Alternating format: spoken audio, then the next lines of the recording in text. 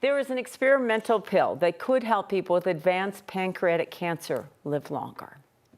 9 News Health expert Dr. Kohli is here to talk to us about this. And pancreatic cancer, when you hear that diagnosis, it is one of the worst. So this pill has to be a huge accomplishment for whoever came up with it, and big for people with cancer. I mean, this is game-changing, Yeah. Phil and Kim. I mean, pancreatic cancer in the present day is a death sentence. So if you think of 100 people that get diagnosed with pancreatic cancer today, only 13 of them are going to be alive in 5 years. Oh. So 87 out of 100 are going to die. So that's called a 13-year, 5-year survival. And the sad thing is pancreatic cancer rates are actually going up. So we're more obese than we ever were before. We're having more alcohol. We have more chronic inflammation. Our processed foods, all of this is contributing to us having more pancreatic cancer without really a great way to diagnose it, because the pancreas are so deep into the pelvis. And so one of the reasons I'm excited to talk about this is because it just got presented at the Cancer Society meeting. A standing ovation from all the oncologists in the audience. That's how you know what kind of And one of the doctors started crying, the one who treats pancreatic cancer, because we've had nothing for so long, and now we have something.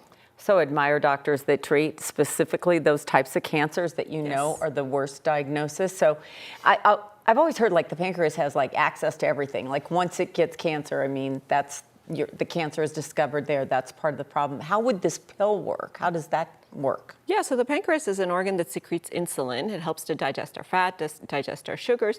And to your point, Kim, because it has a lot of blood flow to it, it can get cancer, and it's deep in the pelvis. So a lot of us don't have symptoms early in the course of the disease. Oh, so it's late. Yeah, so people get diagnosed late. So the challenge with pancreatic cancer, A, it gets diagnosed late. B, it's a resistant cancer to treat. So the pancreas kind of outsmarts us, and some of the traditional therapies that we've had have not worked. So what this medication does is it targets a target that was until now called undruggable.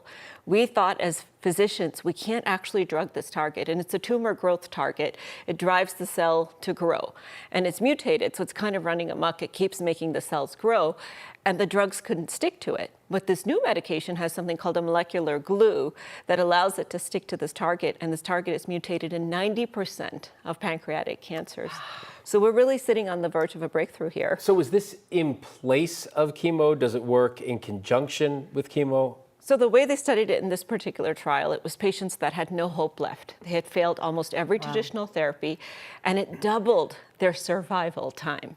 And they did less harm, they had less side effects, less toxicity. Just the pill. Than chemo, and it's a once daily pill. So that's why this was a standing ovation type of thing.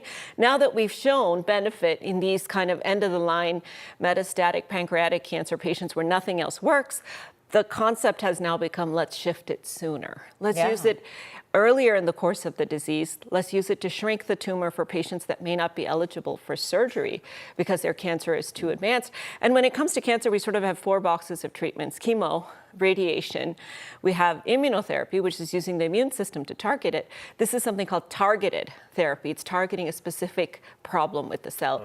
So the idea is to layer all these medications, but do them earlier in the course of the disease. So in time, though, does it become less effective, or does it?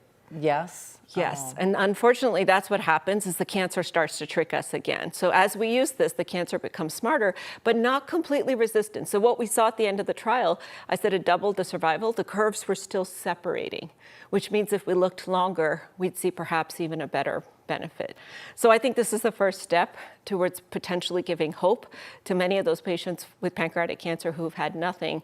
But I'm really hopeful that we can start to shift it sooner so that we can start to attack this cancer that's growing so much. You know, it sounds amazing, and people at home, so many people have been touched by cancer. So they're hearing this, and last hour we talked about a vaccine on the 3 o'clock show, and both of them seem incredibly promising. So my question is, are we getting closer to curing more cancers? I think the answer to that is yes. And I'm a glass half full type of person, but to me, we're becoming more personalized, as we talked about with the personalized cancer vaccine. We're becoming more intelligent. So we're not killing all the cells, we're only killing the cancer cells that are targeted. And we're using AI to outsmart the cancers. And now one of the things that they're looking at is using, blood markers to screen for hundreds of cancers instead of these invasive tests. So those studies are underway, where if we find it earlier, we attack it better. Could we, for our kids or their kids, perhaps not have to deal with cancer? Your mouth to God's ears, because it is awful. It's awful. All right, the Dr. worst. Kohli, thank you.